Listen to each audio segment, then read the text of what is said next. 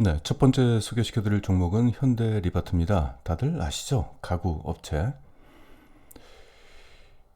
가구 그러면 생각나는 게 어디입니까? 브랜드가 여러분들. 일단 한샘이 생각나시고 이케아가 생각나시고 그쵸? 현대 리바트도 그 틈새서 뭔가의 어떤 차별화 포인트를 좀 잡으려고 노력하는 그 모양새가 좀 나타나고 있습니다.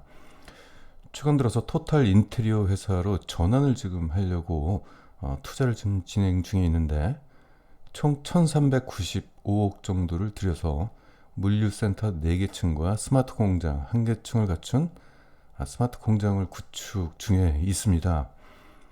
내년도 초에 완공을 목표로 좀 한다고 합니다. 한 1분기 정도로 예상을 하고 있습니다. 일단 그 공장은 소품종 대량 생산 체제를 갖춘다. 다품종 수량 생산은 이제 스마트 공장으로 운영하기가 좀 어렵죠. 아무래도 그건 이제 수작업이 들어가는 부분이기 때문에 일단 소품종 대량 생산 체제를 하겠다. 그래서 이제 생산 단가를 낮추겠다는 그 전략을 가지고 있는 것 같고요. 원자재에 대한 효율적인 관리가 가능하다. 물류센터를 일단 운영하기 때문에 이제 그런 전략도 나올 것 같고요. 가격 경쟁력 구축에 따라 B2B 및 B2C 시장에서 차별적인 점유율 확보가 가능할 것을 일단은 시장에서 그렇게 전망을 하고 있습니다. 또 지금이 이제 코로나 언택트 시대를 맞아서 온라인 쪽 이쪽을 강화하기 위해서 물류 배송 인프라 등에 이제 투자를 한다. 이렇게 지금 발표가 됐습니다.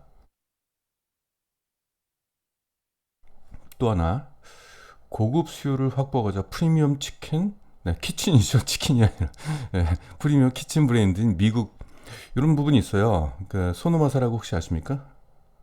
고급 브랜드인데 2017년도 10년간 독점 계약을 지금 체결을 했습니다. 그 외에 중고가 브랜드 4개가 있어요. 윌리엄스 소노마, 뭐 포터리반 뭐 이런 거 혹시 들어본지 모르시겠습니다.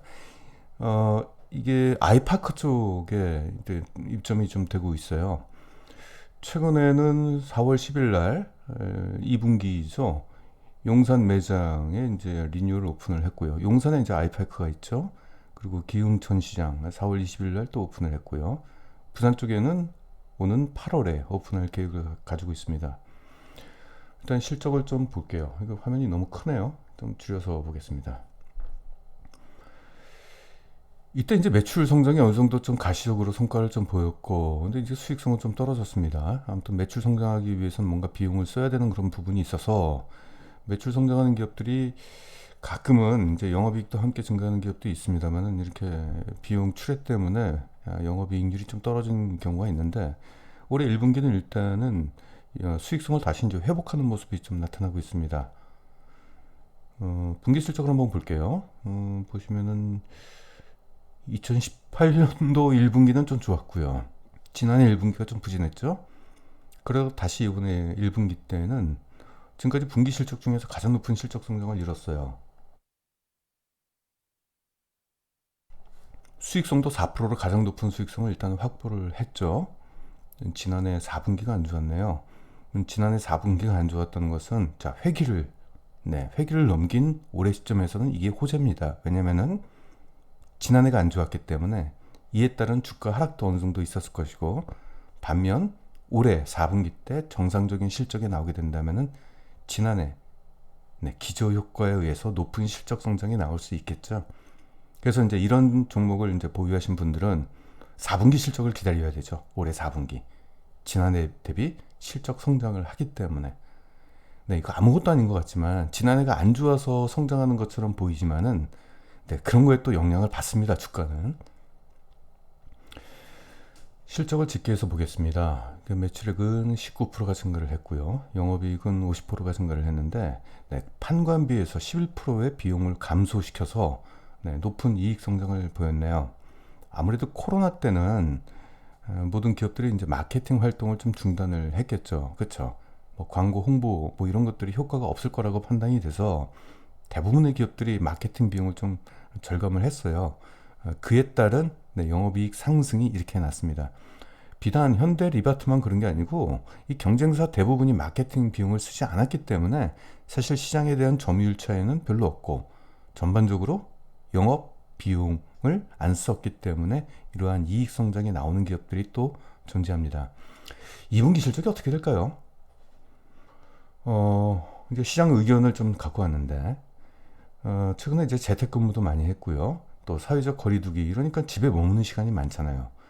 집에 머무는 시간이 많다 보니까 집안의 가전제품도 한 번씩 이렇게 다시 둘러보게 되고, 세탁기 소리가 좀 큰데? 여보, 이거 세탁기 언제 샀지? 우리 바꿀 때 됐나? 혹은 가전제품이라든지, 혹은 가구, 이런 것들도 이제 신경을 쓰게 된다는 얘기죠. 그래서 집 꾸미기, 이런 쪽에 이제 관심이 높아졌기 때문에, 그런 심리적인 영향 때문에 2분기 역시 실적이 코로나의 영향을 어느 정도 받을지는 예단하기는 어렵습니다만은, 만약에 실적이 감소한다 하더라도 그 폭이 크지는 않을 것이다. 이렇게 지금 전망을 하고 있습니다. 비단 그 가구뿐만 아니라 TV 쪽에 매출이 크게 올랐어요. TV 쪽이. TV 4월 달인가? 예, 그때 뭐 전년 4월 대비 매출액이 뭐 그 프리미엄 TV에 한해서 약 40% 정도 올랐다라고 합니다. 그런 것들이 이제 이렇게 심리적으로 이제 이런 것들이 좀 작용해서 관련된 기업들의 매출이 증가하는 모습으로 좀 나타나고 있는 모양새입니다. 부문별 매출을 좀 우리가 확인을 해봐야 되겠죠. 일단 B2C, 일반 소비자를 대상으로 하는 쪽이 매출 비중이 23%인데 이게 10%가 증가했네요. 1분기 때. 1분기 때는 코로나가 우리나라에서 확산 기조였잖아요. 확산할 때 일단 실적이 증가했다는 것이, 그죠? 코로나가 한창일 때 이런 B2C 쪽에서의 매출이 증가했다는 것은 2분기 실적도 양호한 흐름세가 나타나지 않겠느냐, 이런 판단이 있고요.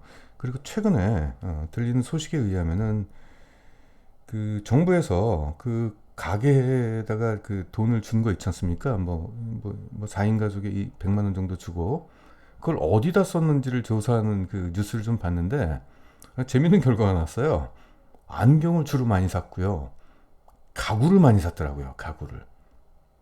가령 4인 가족으로 100만 원이 딱 생기니까 밥 사 먹기에는 좀 금액이 좀 크고, 그러니까 이참에 바꿔야 될 걸 바꿨는데 그래도 좀 단가가 센 걸 바꿨겠죠.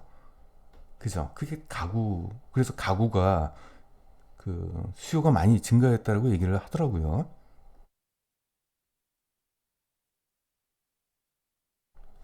1분기 때 사무용 쪽은 매출 비중이 6%밖에 안 되는데, 일단 이건 이 3%가 역성장을 했고, 빌트인도 집안이죠. 빌트인 뜻은 다들 아시죠?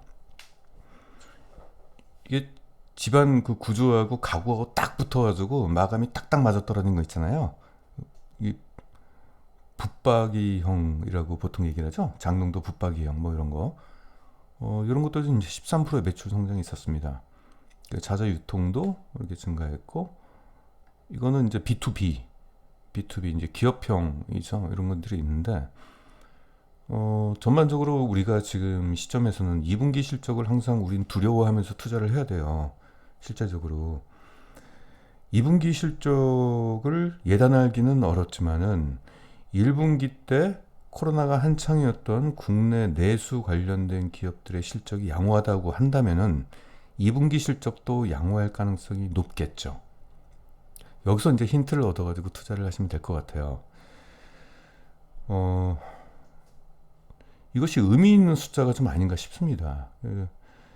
지금 제가 좀 두려워하는 것은 그 벌써부터 시장 전체적으로 보니까 이제 뉴스가 나오고 종목 추천 이제 기사들이 나온 거 보면은 억지로 껴맞추기식 논리를 가지고 이 기업의 주가 상승에 대한 어떤 당위성을 설명하려고 하는 억지성 설명들이 좀 많아졌어요. 이게 유동성 시장에서 항상 이런 모습이 나타납니다. 주가가 오르는 것이 근거 없이 오르는 종목들이 많아요. 지금 1분기 실적이 안 좋아진 기업, 코로나 때문에 안 좋아진 기업이 2분기 때는 어떻게 될까요? 2분기 때도 역시 안 좋을 가능성이 높아요. 그렇지 않겠습니까? 코로나의 영향권에 있으니까.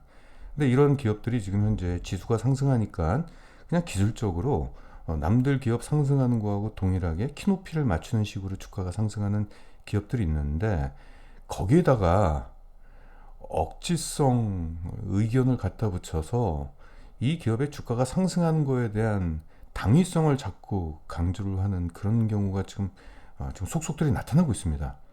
오히려 지금 시장에서는 비중 축소를 외쳐야 되는 시장인데 비중 확대를 외치는 꼴이에요. 이게 좀 비도덕적인 좀 현상이 일어나고 있는데, 자, 우리는 팩트를 가지고 투자를 해야 되기 때문에 2분기 실적에 대한 우려를 항상 가지고 기업을 바라봐야 됩니다. 다시 한번 말씀드리겠지만은 1분기 내수 종목 중에서 실적이 성장한 기업, 이런 기업들이 2분기 실적도 양호한 흐름을 나타낼 가능성이 있기 때문에 그러한 기업에 주목할 필요가 있다는 말씀입니다. 따라서 현대리바트가 거기에 포함될 가능성이 높다, 이 말씀을 드리고 싶습니다.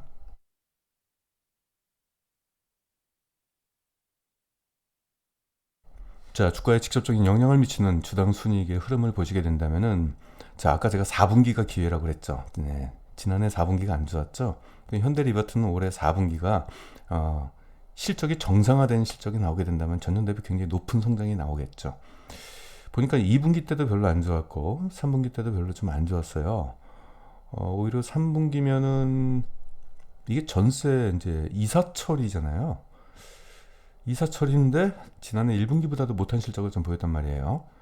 그럼 올해 3분기도 약간 좀 기대할 수 있겠고 4분기 역시도 어느 정도 기대할 수가 있을 것 같습니다. 그래서 보니까 지난해 대비 실적 성장은, 네, 주당 순이익 성장은 연간 단위로 일단 성장할 것으로 일단 우리가 예측해도 될 것 같습니다. 일단 1분기는 지난해 1분기 대비 28%의 아주 높은 성장을 보였습니다. 연간 주당 순이익을 보시게 된다면, 자, 2020년도, 2019년들이 예외적으로 실적이 안 좋았네요. 보니까 여기가 이런 키높이가 정상적인 실적이 아니었어요. 그럼 이때 좀 보면 주가의 흐름을 한번 봐야 되겠죠?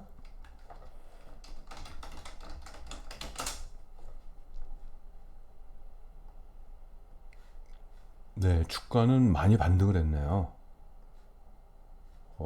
잠시만요.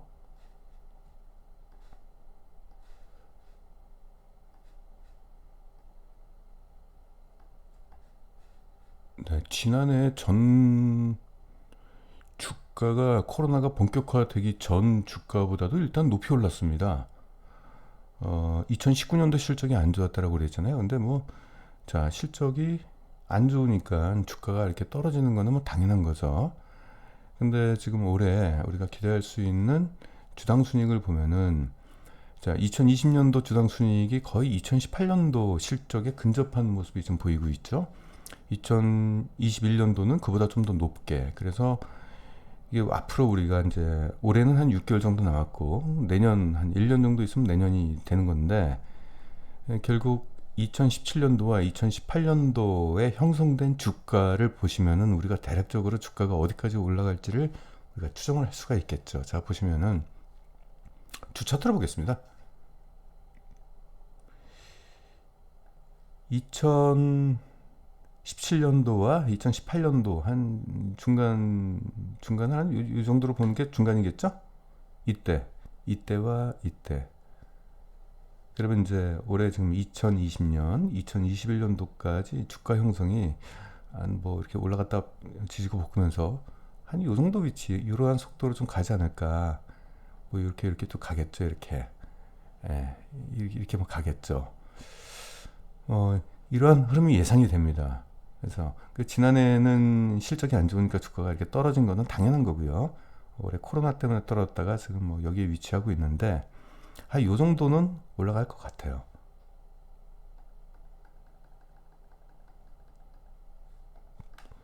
기술적 분석을 참 희한하게 하네요, 제가. 멋있게 선을 그어볼까요? 자, 그래서 2019년도 안 좋았던 실적으로 주가가 하향이 된 게 다시 이제 2020년도부터 실적 회복세가 일어나기 때문에 주가 회복은 당연한 거죠. 자, 그러면 우리가 목표가를 일단 한번 살펴보도록 하겠습니다. 현재 주가가 15,300원이죠. 그리고 올해 실적 성장에 힘입어서 PER은 8.5배로 낮아지게 되고 내년도는 한 7.3배까지 더 낮아지게 될 것으로 좀 보이고 있습니다. 자, 8.5배의 위치를 보죠. 지금까지 이제 시장에서 현대 리바테에 대한 주가 상단과 하단에 대해서 시장에서 이제 평가를 내린 거나 마찬가지죠. 고점은 한 PL 24배까지 올라간 적이 있었고요. 이 저점은 한 9 정도. 근데 2019년도에 기록한 PER 24배는 인정하면 안 되겠습니다. 왜냐면은 이때는 실적이 굉장히 안 좋았는데 주가가 떨어지지 않았기 때문에 마치 주가가 오른 것처럼 착시 현상이 일어나는 그런 현상이고요. 이건 무시해야 됩니다. 그러면은 우리가 일반적으로 이 기업의 상단은 한 16, 15에서 16, 17까지 우리가 노려볼 수 있고요. 평균적으로 16으로 보시면 되겠습니다. 그리고 저점은 한 10 정도. 중간값은 13으로 줘도 될 것 같아요. 13. 그죠? 13까지는 목표로 잡아도 될 것 같습니다. 이게 고점도 아니고 저점도 아니고 중간값이기 때문에 부담이 없는 거죠. 조금 더 공격적으로 투자하시는 분들은 아니야, 이 종목은 내가 목표 PER 한 15까지 내가 줄 수 있어. 이때 올라갈 때까지 한번 기다려 볼게. 뭐 이런 생각을 갖고 계셔도 유효하고요. 일단 13으로 일단 설정해 보시게 된다면 한 이 위치입니다. 그러면 한 13 정도에 도달할 때쯤 되면은 이제 전략을 세울 수 있겠죠. 요게 이제 중간값이니까 주가가 더 오를 수도 있지만 일단 평균적으로 주가가 형성된 것이 PER 13이라고 가정하게 된다면은 중간에 주식을 한 50% 정도는 매도하고, 그렇죠? 그 돈으로 뭐 다른 종목을 사거나, 그리고 나머지 50%는 주가 상승을 조금 더 기다려보는 전략, 이런 쪽으로 좀 조심스럽게 접근할 수도 있겠죠. 목표 PER을 13으로 잡았을 경우에는 올해 안에 기대할 수 있는 수익률이 꽤 높네요. 53%. 내년까지. 이 기업은 굳이 올해 안에 목표가에 도달하지 않아도 걱정할 필요가 없습니다. 내년에도 실적 성장할 가능성이 높기 때문에 올해 목표가 13에 도달하지 않고 12 정도 근처에 있다가 떨어지더라도 에이, 내년에 묻고 더블로 가지. 이런 식으로 전략을 가져갈 수 있겠고요. 그죠? 우리가 목표가를 안다는 것은 어떤 의미가 있는다? 기존의 투자 전략은, 매매 전략은 보통 일반 개인 투자자들이 목표가를 모르는 사람들이 하는 가장 잦은 행위가 손절이죠. 손절. 그 기업에 대한 가치도 모르고 적정 주가가 얼마인지 모르게 되면은 그냥 주가 5% 떨어지면 겁이 나서 손절할 수밖에 없잖아요. 그죠? 허나 이 기업의 실적 성장이 한 어느 정도 됐고, 그리고 아까 말씀드렸듯이 2017년도와 2018년도에 해당하는 실적에 근접하게 됐을 때 합리적인 주가는 한 이 정도 형성이 되는 것이 마땅하다. 이렇게 생각을 하시게 된다면 여기서 주가가 만약에 하락하게 된다면 손절이 아니죠. 그냥 기다리거나 비중 확대를 노리는 전략. 이것이 맞죠. 근데 대부분이 손절을 합니다. 왜냐면 목표가를 모르니까.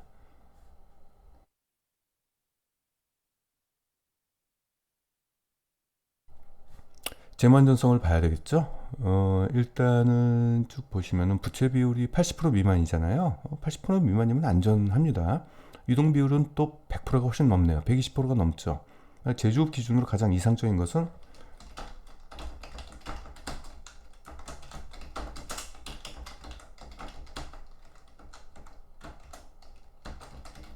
이게 가장 이제 그 교과서적인 거고요. 부채 그 순차입금 비율은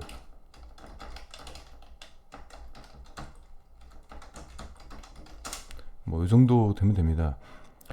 순차입금 비율이 높은 게 나쁘다고만 할 수는 또 없어요. 이게 돈을 외부에서 끌어다 썼다는 것이, 즉 이제 실적이 성장하는 기업에 한해서 말입니다. 실적이 성장하는 기업에 한해서 순차입금 비율이 높다라는 것은 뭐냐면은 어디서 외부에서 돈을 빌려다가 이 기업이 성장하려고 하는 그 의도가 좀 높아요. 두 번째, 실적이 증가하게 된다면은 그 실적 증가한 그 돈을 벌잖아요. 돈을 벌면 제일 먼저 뭘 하겠습니까? 차입금부터 갚습니다. 그러면 그동안 나갔던 이자 비용들이 점점 감소하겠죠. 순이익 증가로 이어집니다. 이런 것들이. 그러니까 나쁘다고만 볼 수 없어요. 오히려 돈을 줘도 쓸 데가 없는 기업이, 즉 성장 여력이 없다란 증거거든요. 그래서 이제 해외 같은 경우는 유보금이 많은 기업들, 유보율 있죠. 돈을 쟁여놓고 가만히 있는 기업들은 투자자들이 가만히 안 있습니다. 경영진 보고 능력 없는 경영진이라고 지적하면서 물러나라고 얘기해요. 창고에다가 금고에다가 돈 쌓아놓고 지금 뭐 하는 거냐. 돈 썼겠다. 그 돈 어디다가 쓸 줄도 모르지. 그러니까 투자처를 발굴하지 못했다는 얘기입니다. 우리나라하고는 좀 다르죠. 우리나라는 현금 많이 보유하고 있으면 와 이러는데 해외 쪽에서는 또 그렇지 않습니다. 그걸 가지고 그러니까 자사주 매입을 해서 소각을 시킨다던가 혹은 다른 투자처를 빨리 발굴하든지 뭐 이제 이런 식으로 또 요구하는 경우가 좀 있는데 아무튼 이 기업 같은 경우는 일단 순차익 분율이 4%밖에 안 되냐 4.9%. 근데 이게 다행이에요. 지금까지는 무차익 경영을 하다가 어디서 돈을 빌렸어요. 성장을 하기 위해서 자금을 끌어다 쓴 겁니다. 기업이 이제 자기 돈으로만 100%다 투자하면은 그것도 참 금상첨화지만 그래도 외부에서 이렇게 차입금 빌리는 거에 대해서 너무 민감하게 반응하실 필요는 없다는 얘기입니다. 돈을 줘도 못 먹는 기업들이 있어요. 예. 그런 기업에 비해서는 예. 아무튼 현대리바트가 지금까지 뭐 한샘이라든지 아니면 뭐 이케아라든지 이런 좀 대형 브랜드 그 틈새에서 갇혀서 그러니까 중저가 브랜드라고 볼 수 있겠죠. 한샘이 중저가라고 얘기하기 좀 그런가요? 뭐 과거에는 중저가였는데 최근에는 뭐 중고가? 아무튼 뭐 그런 쪽에 좀 가격대가 형성이 된 것 같아요. 브랜드력이 있으니까 한샘 같은 경우는 자기가 직접 그 가구를 제조하는 게 아니라 중소업체들이 제조한 가구를 가져다가 자기가 브랜드만 갖다 붙여서 팔아요. 그러니까 자기들이 이제 검증하는 과정을 거쳐서 그 자기 한샘이라는 브랜드력으로 그러니까 손도 안 대고 코 푸는 형이죠, 사실은. 자, 뭐 그런 형태를 하고 있는데 현대리바트가 그 중간에서 잘 틈새를 좀 잘 잡았으면 하는 바람입니다. 아무튼 올해 높은 실적 성장이 좀 예상이 좀 되고 종합 토탈 인테리어 업체로 좀 거듭난다고 하고 물류센터라든지 혹은 온라인 쪽 그쪽 마켓을 겨냥해서 뭔가 인프라를 좀 쌓는다라고 하니 앞으로 성장을 좀 지켜볼 필요가 좀 있겠습니다. 넘어가고요. 네, 현대리바트였습니다.